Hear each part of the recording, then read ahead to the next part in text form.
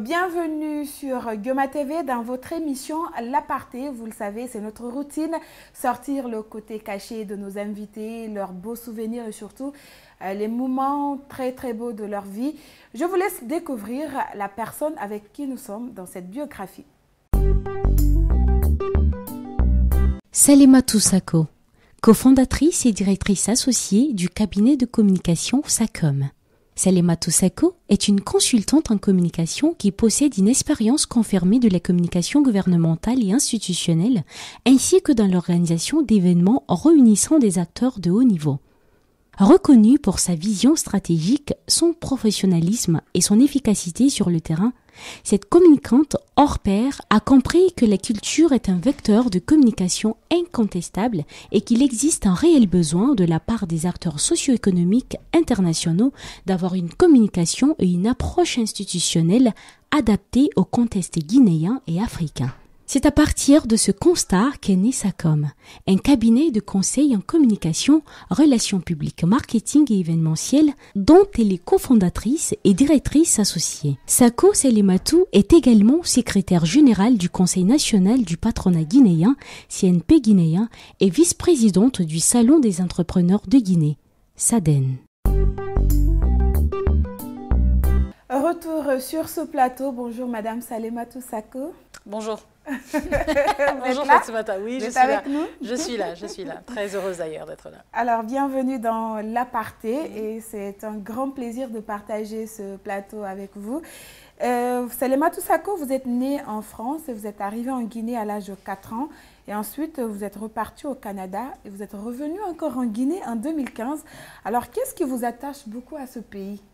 Il faut savoir que je suis guinéenne, mon père est guinéen et ma mère est malienne.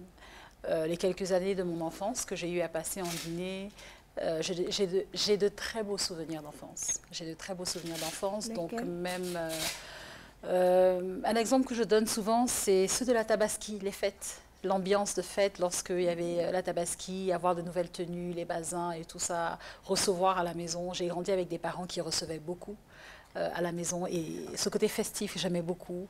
De temps en temps, sortir les week-ends avec mon père, faire le tour, aller voir les membres de la famille, dire bonjour, saluer. C'est des choses que j'ai toujours aimées. Les goûters. Par exemple, lorsque ma mère nous amenait chez le dentiste, enfant, mon frère et moi, après le dentiste, elle nous amenait toujours à la pâtisserie. Nous achetait les millefeuilles et elle nous disait que c'était les millefeuilles, c'était le dessert préféré de ma grand-mère, de sa mère à elle, que je n'ai pas connue malheureusement. Okay. J'ai des souvenirs comme ça, donc c'était bien d'aller en ville avec ma mère ou lorsqu'elle revenait de la ville avec des cadeaux. J'ai des souvenirs comme ça de l'époque. J'ai fait mon CP, donc ma première année primaire en Guinée, jusqu'à la, je pense, 6e année, la 6e, l'équivalent de la 6e dans le système français. Et j'ai passé de très belles années. J'ai beaucoup de petits souvenirs comme ça. Et donc, après la Guinée, vous êtes parti au Canada. C'est un choix de votre mère? Après la Guinée, oui. Je suis allée au Canada. C'est un choix de mes parents, de mes deux parents, donc ma mère et mon père, parce qu'ils voulaient que l'on soit anglophone, que l'on parle anglais. Ils voulaient nous offrir juste une vie meilleure en termes de qualité d'éducation, découvrir autre chose. Mes parents sont des personnes très ouvertes sur le monde, des personnes très cultivées. J'ai deux parents qui adorent voyager. Et je pense qu'ils nous ont transmis cet amour pour le voyage. Mais ça a été facile de s'adapter à la vie canadienne, être avec... Oui, vous savez, lorsqu'on est enfant, c'est facile de s'adapter. Quand on est jeune, les enfants s'adaptent à tout. Hein. Parfois, c'est nous les parents ou les adultes qui avons du mal à nous adapter. Donc ça a été simple, oui. Ça n'a pas été difficile. Ça n'a pas été facile, mais ça n'a pas été... difficile également. Non. Et depuis votre adolescence, vous êtes extrêmement sociable et très extraverti déjà. Vous aimez les gens et les relations sociales, c'est ce qui vous démarque beaucoup des autres. Et cela est dû à votre travail ou c'est juste, je peux dire, un effet naturel? Alors, il paraît que je suis très sociale. Moi, je ne le vois pas comme ça. Non, ce n'est pas dû à mon travail. Je suis comme ça. Je crois que c'est naturel. J'aime les gens, c'est vrai. Je mets les gens au cœur de tout ce que je fais. Je crois que c'est très important. On vit pour Dieu et pour les gens. C'est-à-dire que notre raison de vivre devrait être notre relation avec Dieu, qui est une relation verticale. Et en relation horizontale, c'est les relations humaines que l'on a. Donc je pense que c'est important, lorsqu'on ne peut pas améliorer, apporter un plus dans la vie de quelqu'un, au moins les laisser comme ils étaient. Donc je vois chaque rencontre, chaque relation amicale, familiale, professionnelle comme une opportunité de semer quelque chose de positif. Et est-ce que ces relations aujourd'hui vous ont poussé dans, disons, ce côté social vous a poussé à être dans des relations toxiques, Oui. amicales surtout? Oui, oui, vous savez, les relations toxiques, elles sont à tous les niveaux. Elles peuvent être professionnelles. J'ai eu à travailler avec des personnes dans le cadre de mon travail, dans ma carrière, qui étaient toxiques. Dans ma famille, j'ai des membres de ma famille qui sont toxiques, c'est un fait, c'est des choses que l'on cache, mais c'est vrai. Et bien entendu, amicalement, parce que l'amitié, c'est des relations que l'on choisit. Dans le travail, certaines relations peuvent nous être imposées. Dans la famille, on ne choisit pas sa famille. Mais lorsque c'est une relation amicale, c'est des relations que l'on choisit. Donc oui, le fait que je sois très sociale, les gens ont tendance à croire que je fais partie de ceux qui... Ouais, mais c'est quoi son problème? Pourquoi elle sourit à tout le monde? Pourquoi elle dit bonjour à tout le monde? Pourquoi Parce que ça ne me diminue pas, ça me grandit. Je vois comme un défi de rendre quelqu'un meilleur lorsque je le trouve. Lorsque je viens vous voir, Diané, peu importe comment votre journée a pu être négative, je ne sais pas. Pour moi, c'est un défi de vous laisser avec un sourire. Ça ne me coûte rien, de vous laisser avec quelque chose de positif. J'ai fait ma part, c'est de vous donner un positif. Que vous le preniez ou pas, moi j'ai fait ma part. Donc c'est comme ça. Pour retourner aux relations toxiques, à la question, oui, j'ai eu beaucoup de relations toxiques dans ma vie, qu'elles soient amoureuses, amicales, des relations que l'on choisit. Et malheureusement, on s'en rend compte une fois que l'on est dedans. Et là, il faut avoir la force, l'énergie et prendre du recul pour pouvoir s'en sortir et apprendre. Est-ce que ça vous arrive de vous fâcher? Mais bien sûr, ça arrive à tout le monde de se fâcher. Et comment vous gérez la colère? Tout dépend. J'ai été très nerveuse lorsque j'étais enfant. Et c'est incroyable. Enfant, adolescente même, jeune adulte, j'étais très très nerveuse. Je criais, je me fâchais, mais de moins en moins. De moins en moins parce que déjà la colère affecte notre santé. En tout cas moi, à chaque fois que je suis en colère, physiquement à un moment donné, je le sens physiquement. Donc je fais attention à cela. Mais j'essaye d'éviter la colère. Après, il y a les colères qui sont de bonnes colères. On peut être en colère parce qu'on veut changer quelque chose, parce que quelque chose est injuste. L'injustice nous met en colère. Donc il y a de bonnes colères, mais après, c'est de savoir. Lorsque je suis en colère, j'évite de parler. Parce que moi, le pouvoir des mots, j'y crois. Et lorsqu'on dit quelque chose, on a du mal à le récupérer. Donc j'évite de dire des choses négatives. J'essaye, j'apprends à gérer la colère. Maintenant, est-ce que je me mets en colère? Oui, comme tout le monde. Parce que c'est naturel. C'est naturel, c'est un sentiment naturel. Et parlant toujours de votre adolescence, est-ce que quand vous étiez plus jeune, vous étiez une jeune fille difficile à canaliser ou celle qui suivait les conseils de maman? Alors non, je n'ai pas suivi les conseils de maman adolescente. J'aurais dû. Difficile, non. Je pense que j'ai toujours été une gentille fille, quelqu'un de très aimable, qui aime les gens, mais assez canaille à un moment donné. Une très petite période, assez canaille, parce que bon, c'est l'adolescence. J'ai connu des adolescents, j'ai une sœur qui est 12 années plus jeune que moi, elle a vécu une adolescence, mais une crème, une gentille fille. Moi, à son âge, j'étais un clou dans une paire de chaussures pour mes parents, surtout pour ma mère. Donc, j'étais turbulente. Comme adolescente, pas méchante, turbulente. J'ai vécu une adolescence, on va dire, normale. Je pense que ceux qui ont des adolescences trop calmes sont ceux qui ne sont pas normales. Oui, c'est ça. Oui, normaux, normal. Donc, nous, on va sortir des séries de photos que vous allez regarder. Et chaque photo, vous allez défiler et puis commenter, nous dire à quelle occasion elles ont été prises. D'accord. Alors, celle-ci a été prise en France. Je crois que c'était... alors moi, j'étais en grande section et à Paris. J'étais en grande section et on retournait à la maison à un moment donné, je pense, pour le goûter. Et on devait repartir pour les cours du soir. Il faisait froid, c'était pendant l'hiver. Alors, cette photo a été prise à Toronto. Mon père était venu me rendre visite. Et nous avons fait, moi j'aime beaucoup les photos, hein, et on a fait un photoshoot. Je ne me rappelle plus de l'année, mais c'est à Toronto, au Canada. Cette photo était lors du même photoshoot avec mon fils. Je vivais une période très difficile, de séparation d'ailleurs, et c'est une photo qui me ramène beaucoup d'émotions, qui me ramène beaucoup de souvenirs.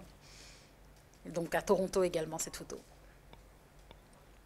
Cette photo était lors du baptême de la Benjamine de notre famille. Elle s'appelle Marie-Emmanuelle. C'est une de mes photos préférées. C'est une de mes photos préférées. Oui, je me rappelle. Et voir la photo, c'est incroyable. Me remet dans la... Je peux même sentir cette journée-là. J'ai l'impression que je peux même sentir l'odeur de l'encens de cette journée. C'était lors du baptême de ma petite sœur, donc c'était en 1996, à Conakry. Je ne me rappelle plus d'où cette photo était, sur un escalator. Ça doit être entre Paris et Bruxelles. Paris et Bruxelles, je pense en 90 ou en 91, je crois. Ouh là là. Alors cette photo a été prise à Montréal. Elle a été prise à Montréal en 2000. En 2000, ouais. Et c'est une grande sœur, une tutrice, une amie qui m'avait amenée faire un photoshoot. Encore une fois, je vous ai dit que j'aimais les photos. Et voilà, donc c'est une photo aussi qui me ramène dans une autre époque de ma vie. Ouais. C'est à Montréal. Je pense que c'est la dernière. C'est la dernière, en effet. Ouais. Alors, parlons de vos parents. Entre votre mère et votre père, qui vous a de plus impacté? Qui m'a le plus impacté? Les deux m'ont impacté différemment, parce que c'est cela le rôle d'un père et d'une mère, hein, d'impacter les enfants. Donc, et continue de m'impacter, même si aujourd'hui je suis adulte, il continue d'avoir une certaine influence sur moi. Donc je dirais les deux, mais différemment, très différemment. Et vous êtes aîné d'une famille de 3 enfants. Quelles sont vos relations avec votre frère et votre petite sœur? Alors, je suis l'aînée chez ma mère, en effet, nous sommes 3. J'ai une relation avec eux très protectrice. Je suis très protectrice, je ne sais pas si c'est pareil pour tout le monde, hein, les aînés en général, mais ma mère, mon jeune frère et moi avons moins, 22 mois, donc je dis 2 ans, hein, 2 ans de différence, et lorsque on grandissait, ma mère nous disait souvent, je n'ai que vous deux, et vous n'avez que l'un et l'autre. Un jour, vos parents ne seront plus là, mais la seule fois où mon père m'a frappée, la seule fois, il m'a donné la fessée, et même là, une fessée à peine, hein, c'était lorsque je me battais avec mon frère. Je m'étais battue avec mon frère et ma mère avait voyagé et mon père a décidé de nous punir. Donc, je suis très protectrice de mes frères. J'ai appris, il y a moins de 5 ans, je peux dire, que j'ai appris à lâcher prise un peu, à leur faire confiance. Ma jeune sœur, qui a 24 ans, est réellement comme ma première fille. Lorsque je pense à elle ou je pense à moi et je me projette dans mon avenir, je l'inclus. Et ça, je pense que c'est difficile de laisser aller parce que c'est réellement ma première fille. J'ai contribué à son éducation, à l'élever en tant que femme. Donc avec elle, j'ai une relation très particulière. C'est vraiment comme, je ne la vois pas comme une sœur. J'essaye de plus en plus, parce que c'est une jeune adulte aujourd'hui, de la voir comme une grande fille. Mais je la vois premièrement comme une fille et ensuite comme ma sœur. Mon frère Amadou a été mon premier ami, hein, comme je vous ai dit, parce que ma mère nous a toujours dit que nous n'étions que 2, avant que ma sœur ne vienne 10 ans plus tard. Donc je protège mes frères et bon, j'essaye de plus en plus de laisser aller, de les laisser être les adultes qu'ils sont.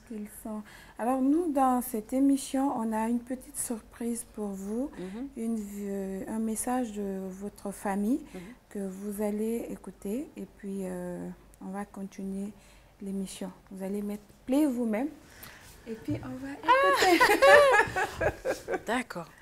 Alors lui, il venait de se réveiller. Je mets play, c'est ça? Oui. I love you. You're kind and you're sweet. Mommy. Salimatou est une jeune dame, une brave jeune dame, une fille vraiment courageuse.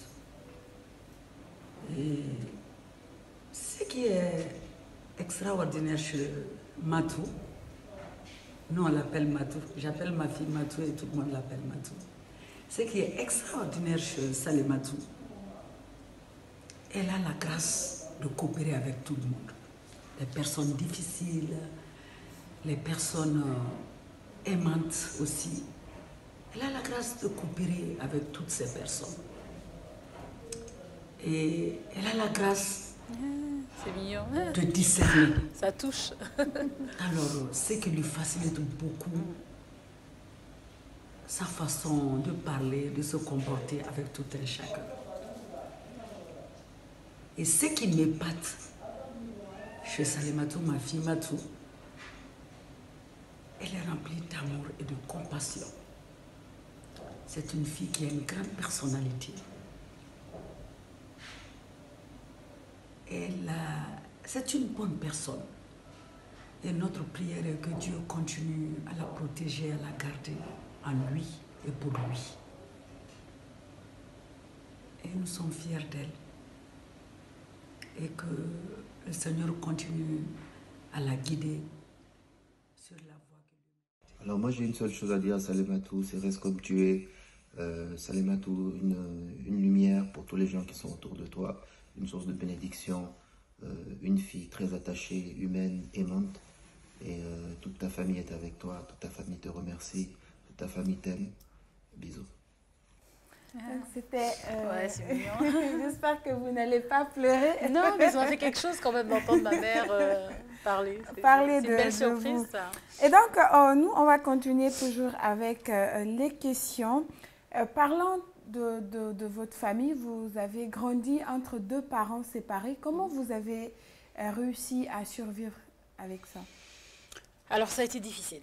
Je n'en parle pas souvent, mais ça a été très difficile. Je pense que c'est la chose qui m'a le plus affectée en tant que personne, c'est la séparation de mes parents.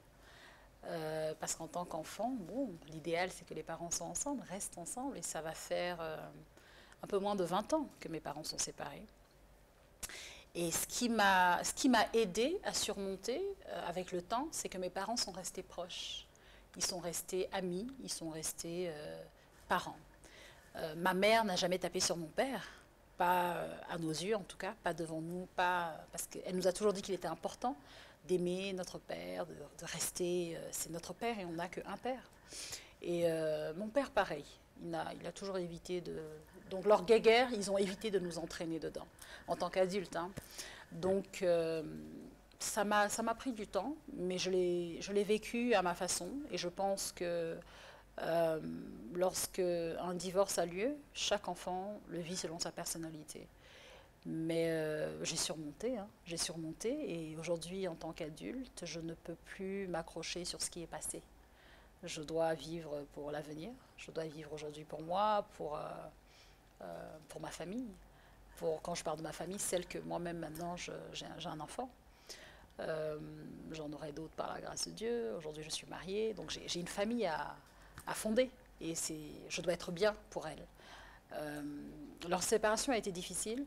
Et je pense qu'avec le temps aussi, lorsque chacun à sa façon a su m'en parler, c'est venu comme de la baume dans mon cœur. Sur mon cœur. Ça m'a fait du bien. Ça m'a aidé à guérir de cela. Au début, c'était difficile. Au début, c'était difficile. Et vous savez, on est des Africains. On ne demande pas souvent à nos enfants comment ils vont, comment ils vivent les choses, comment ils perçoivent les choses. On pense que c'est pour les Blancs, ça. Alors que non. Alors que non. Les enfants vivent les choses différemment et ils l'absorbent différemment. Donc, mes parents nous ont aidés quand même à surmonter cela. Après, bon, chaque enfant le vit différemment. Mais ça a été difficile, il faut le dire. Alors, je vous rappelle que nous sommes dans À l'aparté, vous le savez, cette émission avec qui rappelle les très beaux souvenirs, cette émission remplie d'émotions.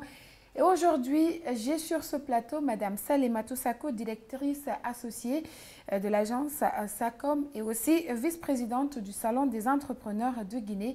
À présent, nous allons avec la rubrique J'avoue tout. Retour sur ce plateau, alors Madame Camara Salematou Sako, vous allez piocher 5 questions que vous allez lire à haute voix et puis répondre. D'accord. Bonne chance. Merci. Alors, je les lis au fur et à mesure. Oui, oui, au fur et à mesure. D'accord. Qu'est-ce qui m'inspire en ce moment? Qu'est-ce qui m'inspire en ce moment? Dans quel domaine? Qu'est-ce qui m'inspire en ce moment? Qu'est-ce qui m'inspire en ce moment? Elle est difficile celle-là. Je ne suis pas très inspirée en ce moment. Je pense que c'est ça surtout. Je ne suis pas très inspirée en ce moment. Pourquoi? Qu'est-ce qui bloque? Qu'est-ce qui bloque? Je ne sais pas. Je ne sais pas. Je pense que j'ai plein de choses à gérer. Je suis submergée de travail entre les multiples casquettes que je porte. Donc, je ne suis pas forcément très inspirée. J'exécute plutôt. Donc, l'inspiration pour un petit peu plus tard peut-être. Ok, on y va avec la deuxième question.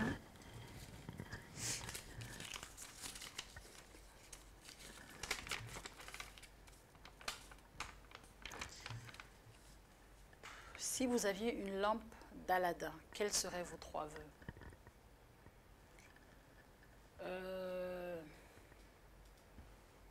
Ah ça, je suis obligée, ça va être c'est difficile d'être honnête. Hein.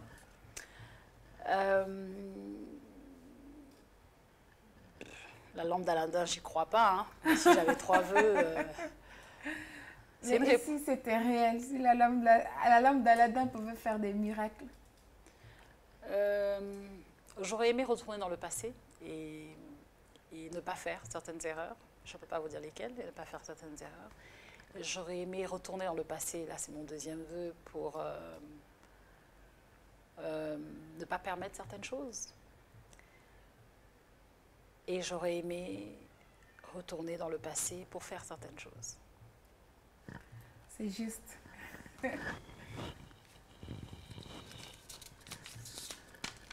Lequel de vos voyages a été le plus porteur de sens et pourquoi? Ou à l'inverse, quel voyage vous a le plus déçu et pourquoi?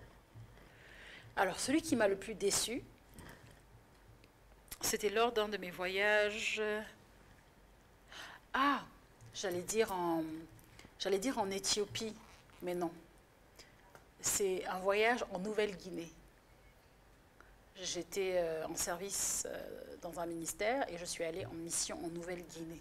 Donc, imaginez, on est en République de Guinée, il faut faire quasiment 2 jours de voyage pour arriver au bout du monde, à côté de l'Australie. Et j'arrive là-bas et je me dis, ça y est, c'est tout. C'est juste ça. Mais j'ai mal mangé, j'ai mal dormi, déjà avec le décalage horaire. J'avais du mal à être productive. Ah non, c'était terrible. Ce voyage-là m'a déçue. Lequel de mes voyages a été le plus porteur de sens? Franchement, c'est un voyage que j'ai fait récemment. Je suis allée aux Maldives. C'était le paradis sur Terre. Je ne m'y attendais pas, c'était une belle surprise, c'était le paradis sur Terre. Ah, j'en parle encore. C'était à quelle occasion? C'était pour l'anniversaire de mon mari. D'accord. Donc, c'était génial. Voilà, c'était super. C'était super.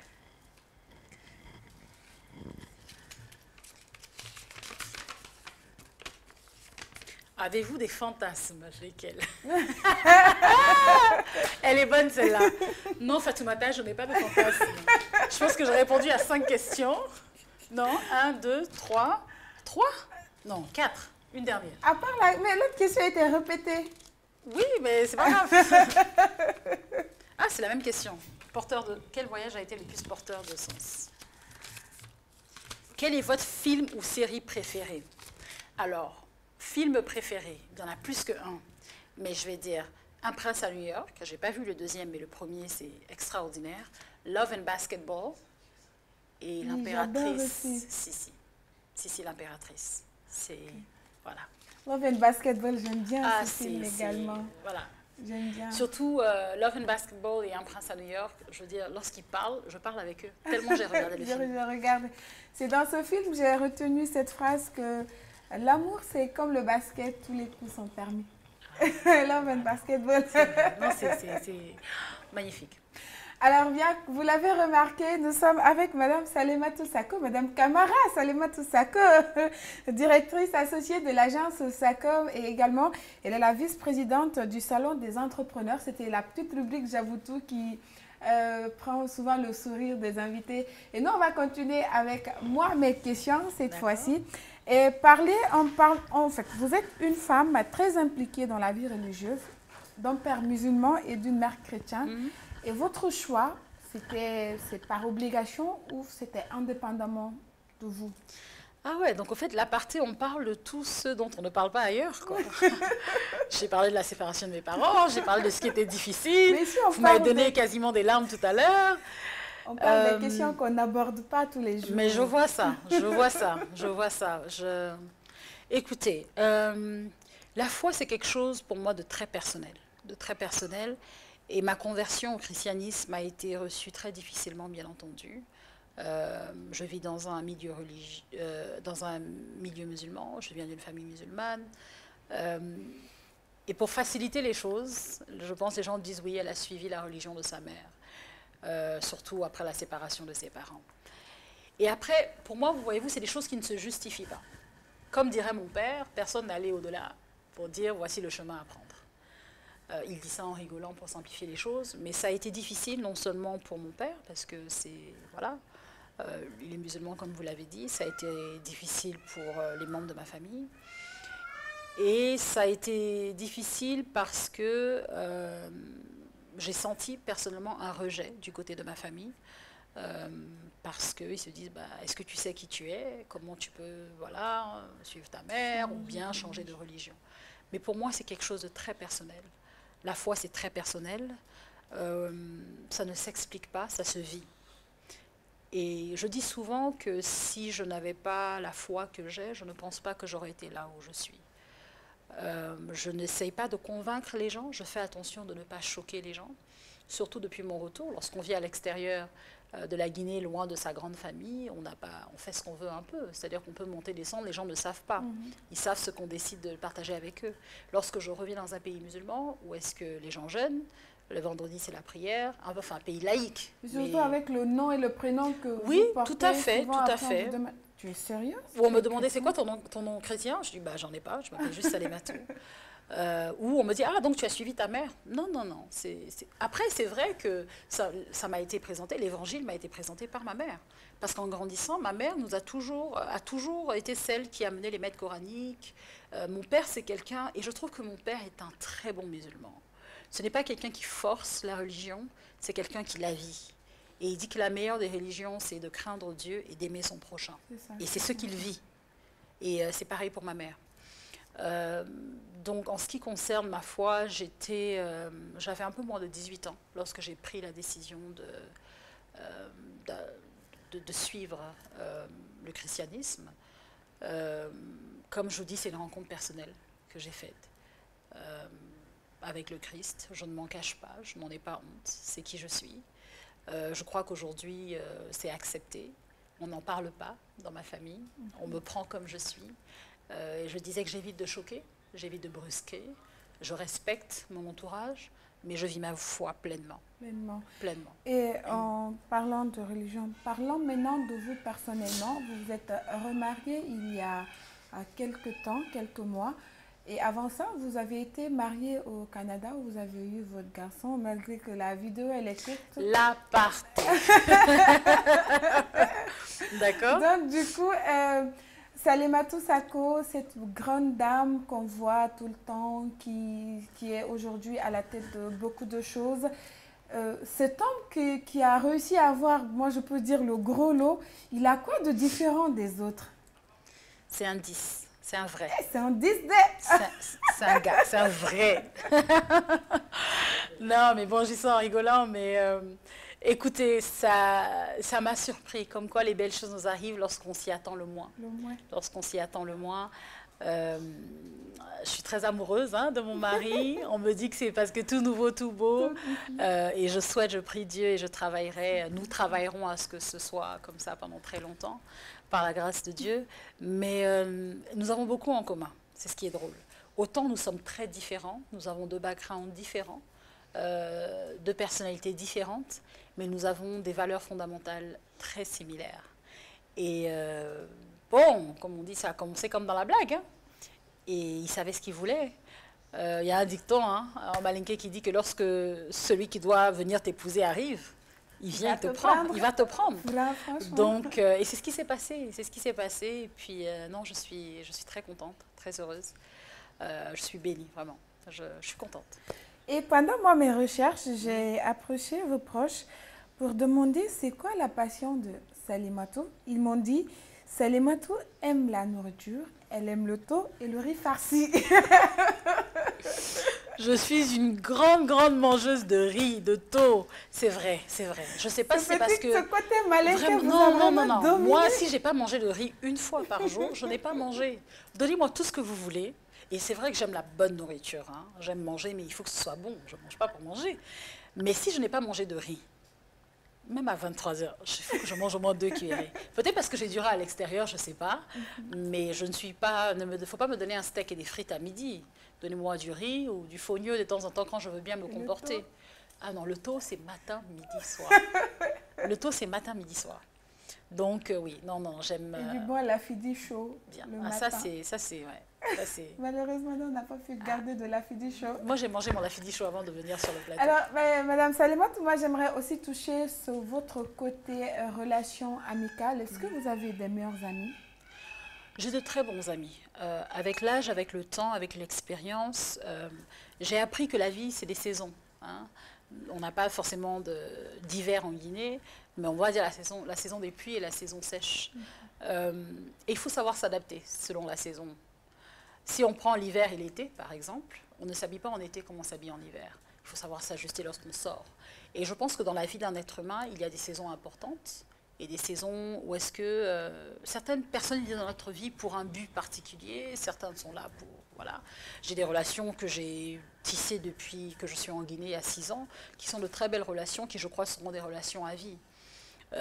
Est-ce que j'ai des meilleurs amis? J'ai de bons amis selon les circonstances, j'ai différents amis selon les niveaux, mais je connais beaucoup de gens. Le français est limité, donc on les appelle nos amis, mais j'ai de plus en plus... Plus le temps passe, moins j'ai de vrais amis. Moins j'ai d'amis intimes. Je suis avec beaucoup de gens. Je sais rassembler les gens qui n'ont rien à voir les uns avec les autres, parce que je suis peut-être le point focal. J'ai une meilleure amie, qui est ma première amie. C'est-à-dire que quand je ferme les yeux, que je les ouvre, et que je pense à celle que j'appellerai ma meilleure amie, elle s'appelle Nanette Fall. Elle vit en France. Et nous étions toutes petites. C'est quand je suis venue de la France en Guinée. Je me rappelle comme si c'était hier, lorsque mes yeux se sont posés sur elle. Et puis, c'est quelqu'un de très loyal. C'est quelqu'un qui est là pour moi. Je peux ne pas lui parler pendant 1 mois. Et lorsque j'ai besoin d'elle, elle est là. Et j'aurais même aimé lui donner autant qu'elle me donne en termes d'amitié. Donc, je pense qu'elle est ma meilleure amie. Mais j'ai beaucoup de bons amis. J'ai très peu de bons amis, mais beaucoup d'amis. En face de vous, qu'est-ce que vous allez lui dire? Pourtant, nous, c'est pas ce que Nanette nous a dit ici. Je m'appelle Adama Leroy. Oh, elle est belle. Brièvement d'elle. Je sais que ça va être difficile, mais bon, je vais essayer de faire des efforts. En 2 mots, je dirais que Salématou, c'est une personne qui est très extravertie, dans le sens où il est très facile et très agréable d'entretenir une relation avec elle. C'est pas parce que c'est mon amie, mais c'est vraiment une personne en or. Elle est adorable comme personne. Du coup, je vous souhaite un bon interview et je vous fais de gros bisous. Donc, c'était la toute dernière surprise de cette émission. Tiens, moi, je suis extravertie, mais elle est plus réservée que moi. Ouais, c'est vrai. Elle n'est pas très ouverte aux gens. Elle n'est pas très ouverte. Elle est très... non. Alors, c'était la dernière surprise. Merci. Ne vous inquiétez pas, il n'y a pas une autre. Alors, parlez-nous de vos projets d'avenir avant de clôturer cette émission. Alors, j'aime beaucoup la télé. Vous savez, moi, je ne suis pas journaliste, hein, mais la télé, c'est quelque chose que j'ai toujours voulu faire. J'aimerais, dans un futur très proche, faire de la télé. Et je travaille sur un projet depuis un bon bout de temps qui s'appelle Guinean Excellence. Vous savez que je travaille dans la communication. Je crois au potentiel guinéen, bien entendu, mais je veux y contribuer parce que je sais faire. Et ça, je sais faire de la communication. Ce projet de Guinean Excellence, c'est de vraiment promouvoir l'excellence guinéenne à tous les niveaux, dans tous les domaines, dans tous les secteurs, qu'elle soit intellectuelle, qu'elle soit à tous les niveaux. Donc c'est un projet de magazine qui sera bientôt là. D'accord. En termes de projet, et puis je continue de travailler à faire grandir l'agence SACOM. Je suis également secrétaire générale du Conseil national du patronat guinéen en ce moment, ce qui est une belle expérience pour moi. J'apprends beaucoup auprès de mes aînés, je le dis souvent, auprès des patrons guinéens, auprès du secteur privé guinéen. Donc je fais pas mal de choses. Mais les deux petits projets que je viens de vous citer, la télé et le magazine, sont deux choses qui me tiennent à cœur et sur lesquelles je travaille. On espère que vous allez réaliser cela très bien et surtout très vite. Et nous, ça a été un très grand plaisir de vous recevoir sur ce plateau. Mais le plaisir a été partagé, Fatoumata. Ça a été, je ne m'attendais pas à tout ça, je ne m'attendais pas à ces questions, mais merci. Merci beaucoup de m'avoir invité. On espère que vous avez aimé les minutes qu'on a partagées. Merci beaucoup, j'ai aimé, ouais. Et donc, nous, c'est vraiment la fin de cette émission. Et je vous rappelle qu'on était avec Madame Salématou Sako, directrice associée à l'agence SACOM, mais également vice-présidente du Salon des entrepreneurs de Guinée. Merci à toute l'équipe, merci à toutes ces personnes qui nous ont aidés à réaliser cette émission. Merci à la réalisation, à l'équipe technique, aux proches de notre invité, mais surtout à vous qui avez pris 30 minutes ou 40 minutes de votre temps pour nous suivre sur Dioma TV. On espère vous retrouver très bientôt avec un autre invité. Au revoir.